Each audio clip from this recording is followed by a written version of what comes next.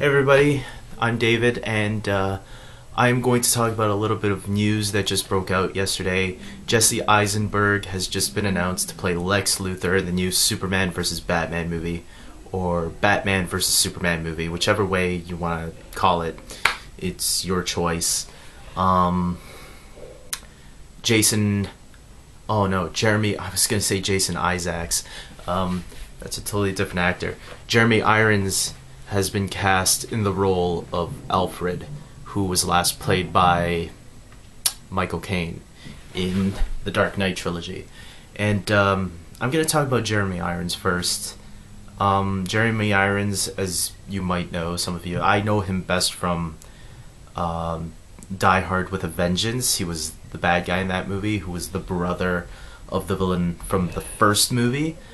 And he was also the voice of Scar from The Lion King. So it's going to be interesting hearing him, and Alfred's going to sound like Scar, and you're going to wonder, I wonder if Alfred's ever going to plan on killing Bruce. So Jeremy Irons has been in a lot of other films though, but those are the two I remember him from the most. And he's a great actor, and I think he's a great choice for this role. And I can't wait to see him play Alfred, this iconic character who was played by some other great actors from the past. So, now the interesting one, I think, that everyone can agree on, which no one was expecting at all, is Jesse Eisenberg as Lex Luthor. Luthor, whatever. I guess the two most iconic roles, or the most iconic role, is Gene Hackman, which I think at his time he did a good job as Lex Luthor. I like Kevin Spacey's portrayal too in Superman Returns. So this is obviously very different because Jesse Eisenberg is really young.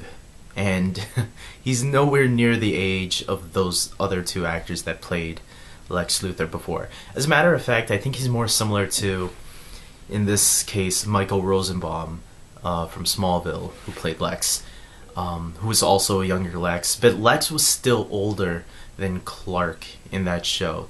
Now, for those of you wondering, Jesse Eisenberg is actually the exact same age as Henry Cavill. When I first heard the news, I thought the same thing like everybody else. I was like, isn't this guy a little bit too young to play Lex Luthor? And then I checked IMDb, and he's actually the exact same age. They're both 30. They're both my age. And so he just looks very young for his age. A lot of people tell me I look pretty young for my age too. I'm 30, people tell me I look 25, and I probably act younger than I should too because I'm immature. So yeah, I mean, looks can be deceiving. So it's all about the acting at the end of the day. And you know, Jesse Eisenberg, I haven't seen him in too many movies except for Social Network, like everyone else has, and Now You See Me, which I thought was a great movie also. And I think he's a great actor. I think he has the acting talent.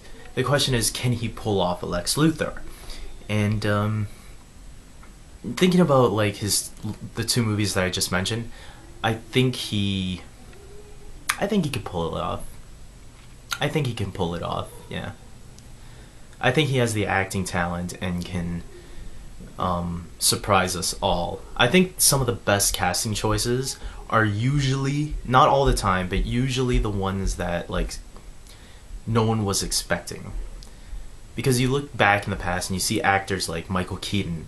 When he was cast, he was known for being a comedic actor, and he surprised everybody. And Heath Ledger, when he was cast, a lot of people denied it. A lot of people denied it and thought he was going to be horrible.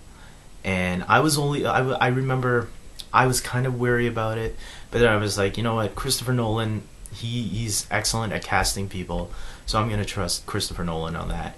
And I was right, because Heath Ledger was phenomenal. And you just don't deny, when Christopher Nolan's in charge, don't deny the casting ability of him. And so Yeah, I mean, I think Jesse Eisenberg and even Ben Affleck, this is the same response a little bit to Ben Affleck. I think more people are more comfortable with Jesse Eisenberg, though, just because he is a good actor. Not hitting on Ben Affleck. I think Ben Affleck's a great actor, too, especially in his last, more recent films, like Argo and The Town. But, this is, I think, Jesse Eisenberg, I think he'll do good. I think he'll do really good, and I'm anxious to see what he's gonna bring to the table. And I guess that's about it, guys. I'm gonna leave it at that. The only person so far casted in this film that I'm not too sure about is Gal Gadot as Wonder Woman, because I seen pictures of her and she looks way too skinny to play Wonder Woman. But I could be wrong, and I hear she's getting ready, working out, so she might actually surprise us and look tough and whatever, Amazonian-ish, so to speak. So the movie's coming out in 2016, which kind of sucks because I was really hoping for 2015.